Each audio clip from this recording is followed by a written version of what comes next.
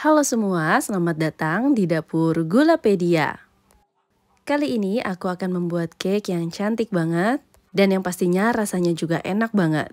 Kalau kamu bosan dengan kue coklat yang gitu-gitu aja, kamu wajib coba cake yang satu ini. Ini adalah Choco Cheese Layer Cake.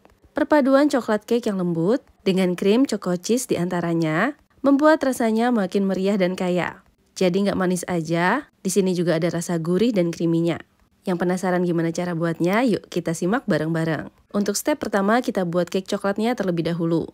Di sini aku akan pisahkan kuning dan putih telur, karena aku akan membuat base cake yang aku pisahkan antara kocokan kuning telur dan putih telurnya. Jadi pada cake ini sendiri aku nggak pakai cake emulsifier maupun bahan pengembang, jadi alami dengan bantuan kocokan putih telur ya.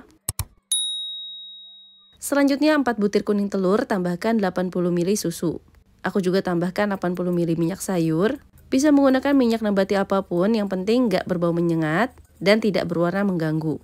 Aku sendiri menggunakan minyak kelapa sawit ya. Setelah semuanya tercampur rata kayak gini, bisa kita masukkan tepung terigu protein rendah sebanyak 60 gram dan 35 gram coklat bubuk. Untuk bahan-bahan keringnya, terigu dan coklat bubuk ini wajib disaring terlebih dahulu agar tidak ada yang bergerindil dan lebih mudah tercampur rata. Nah, setelah semua bahan-bahan kering masuk, bisa kita aduk rata kembali. Aduknya cukup menggunakan whisk aja, hingga semuanya tercampur rata seperti ini.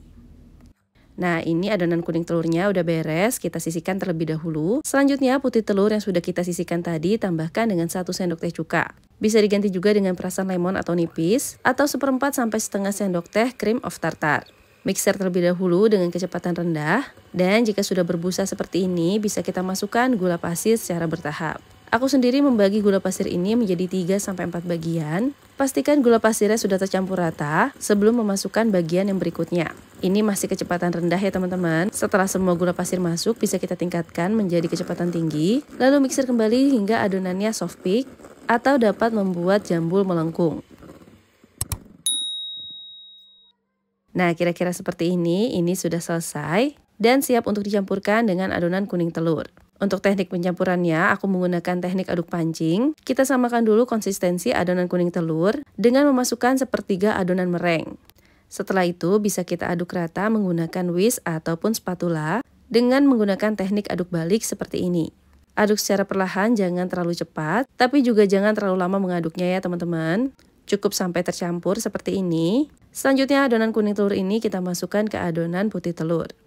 Oh ya, untuk mendapatkan adonan putih telur yang kokoh, pastikan di dalam putih telurnya tidak ada sama sekali ketinggalan kuning telur ya teman-teman. Selain itu penambahan cuka ataupun bahan asid lainnya bisa membuat kocokan putih telur atau meringuenya jadi jauh lebih stabil dan kokoh dan gak mudah kolaps. Nah, ini kita tinggal aduk rata kembali antara kuning telur dan meringuenya. Di sini aku menggunakan spatula ukuran besar, jadi bisa menyapu adonan hingga ke bagian bawah. Nah, seperti ini sudah tercampur rata semuanya. Selanjutnya kita taruh di dalam loyang. Di sini aku menggunakan loyang ukuran 30 x 30 x 4 cm. Loyangnya nggak perlu dioles margarin, cukup beri baking paper di bawahnya.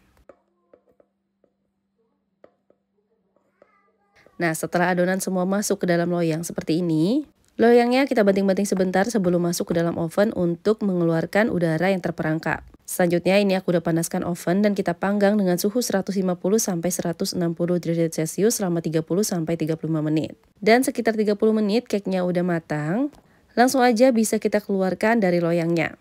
Di sini wajib mengeluarkan langsung dari loyangnya selagi panas ya teman-teman, agar cake-nya tidak menciut terlalu banyak.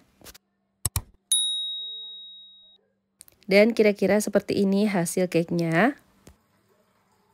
Kelihatan lembut banget kan? Nah, ini kita diamkan terlebih dahulu hingga dingin, sembari menunggu kita buat frosting atau krimnya. Di sini aku campurkan 250 gram cream cheese atau juga bisa pakai spread cheese dan 125 gram selai coklat ataupun ganache coklat. Untuk memudahkan, gunakan cream cheese atau spread cheese pada suhu ruang sehingga adonannya lebih lembut dan lebih mudah tercampur rata. Setelah itu di wadah yang lain kita kocok 100 gram whipped cream bubuk ditambahkan dengan 200 ml air dingin. Kalau teman-teman ingin menggunakan whipped cream cair boleh banget, gunakan sebanyak 250-300 ml. Aku sendiri mengocoknya dengan whisker agar lebih mudah membentuk krim. Nah, jika sudah mengental dan mengembang seperti ini whipped creamnya udah jadi dan bisa kita campurkan dengan selai coklat dan keju yang sudah kita buat tadi. Ini aku campur dengan bantuan mixer, cukup menggunakan speed rendah aja. Pastikan di sini jangan over mix, karena takutnya whipped cream akan pecah. Tapi juga jangan under mix ya teman-teman. Kalau whipped creamnya kurang kokoh, nanti whipped creamnya akan terlalu lembut dan lebih mudah mencair. Nah, setelah semua bahannya udah siap, cake yang sudah dingin ini kita bagi menjadi 4 sama rata. Selanjutnya tinggal kita tumpuk berselang-seling dengan krimnya. Oh ya, untuk mendapatkan krim yang lebih kokoh di suhu ruang, saranku teman-teman menggunakan whipped cream non-dairy. Namun pastikan whipped creamnya dikocok hingga kaku, agar lebih kokoh di suhu ruang. Nah, setelah frosting atau krimnya rata seperti ini, bisa kita tumpuk dengan cake coklat yang berikutnya. Lakukan proses ini hingga cake coklatnya semua tertumpuk rapi. Dan jika sudah rapi seperti ini, bisa kita beri topping atasnya. Di sini aku pakai krim yang tadi ya toppingnya. Lalu diselang-seling dengan selai coklat. Ini selai coklat yang sama dengan yang aku pakai untuk campuran frosting ya teman-teman. Selain menggunakan selai coklat, teman-teman juga bisa menggunakan ganas coklat. Untuk cara buatnya, tinggal tim coklat serta whipped cream dengan perbandingan 1:1, lalu simpan di dalam kulkas. Setelah disimpan di dalam kulkas selama 3-4 jam, krim akan lebih ngeset dan bisa dilembutkan kembali dengan mixer. Kocok sebentar dengan kecepatan rendah, dan jadi deh ganas coklat yang bisa kita aplikasikan di cake ini. Nah, agar hasilnya lebih rapi, di sini aku trim pinggirannya. Tapi saranku sebelum ngetrim, teman-teman harus dinginkan dulu cake-nya selama 2-3 jam di dalam kulkas. Agar hasil trimannya rapi dan nggak mencong-mencong cake-nya ketika dipotong ya teman-teman. Nah, selanjutnya cake bisa kita bagi menjadi 6 bagian sama rata atau sesuai dengan selera. Dan dihias menggunakan buah-buahan ataupun coklat. Dan ini dia choco cheese layer cake siap untuk disajikan. Untuk tampilannya sendiri ini cakep banget ya teman-teman. Dengan 4 layer cake coklat dan 4 layer krim, cake ini kelihatan mewah banget. Jadi cocok banget buat teman-teman yang ingin berjualan cake coklat premium ataupun yang ingin membuat cake coklat untuk dijadikan hadiah ataupun oleh-oleh. Tapi beneran deh, ini juga cocok banget buat jadi cemilan kamu karena rasanya enak banget dan bisa puas makannya. Ini kalau di bakery terkenal udah mahal banget ya harganya sesize ini. Padahal kalau buat sendiri ini bisa lebih murah loh. Untuk perhitungan modal bahan bakunya aku tulis di kolom deskripsi ya.